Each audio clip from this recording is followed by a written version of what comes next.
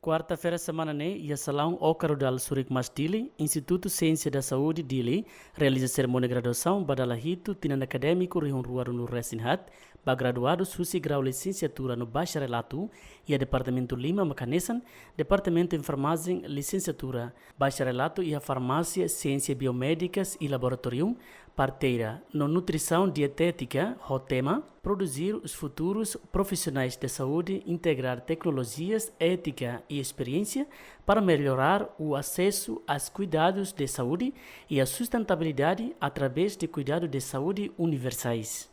E minha processo aprende Laos outro ohinloro, mas aprende ne processo ida lá e a fronteira.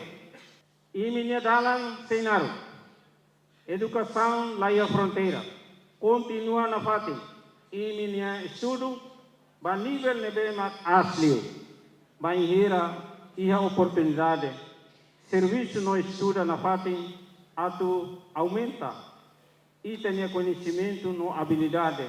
Se sai profissional, para a saúde acontece, atende diretamente ba ema laos basura tahan. So liuhuse educação desde maka hanesa no inkualiane. Forma ema saema, forma ema para sair a skill e a capacidade e a conhecimento e a inovação para tu bel hodi nação baui. Então, nação e remine cabaz para tu hodi baui.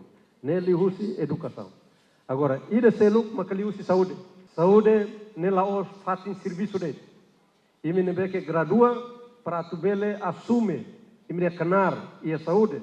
Nem hanesan vocacionalidade, nem hanesan panggilan, nem hanesan maidune husi samamento da curação, samamento fuanida para tu ba duni atu salva ema, liu ia área saúde nele.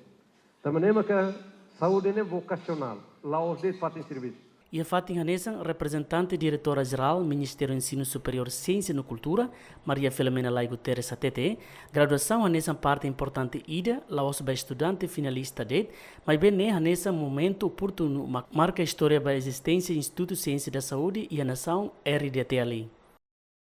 De celebração, mas também de reflexão sobre o vosso futuro. O diploma que recebem não é apenas o resultado da vossa dedicação e empenho, mas também um compromisso com o desenvolvimento do nosso país. Timor-Leste precisa de profissionais qualificados e comprometidos que possam enfrentar os desafios da saúde pública diariamente. Para finalizar esta minha intervenção, deixo-vos um apelo. Tenham coragem, determinação e ética no exercício da vossa profissão. A sociedade espera muito por vós. Levem convosco o conhecimento adquirido, mas nunca deixem de aprender com a vossa experiência e com os outros. Graduada Sidônia Ximenes sente contente também retar no título FON, mas que a sua dificuldade durante o processo ensino-aprendizagem.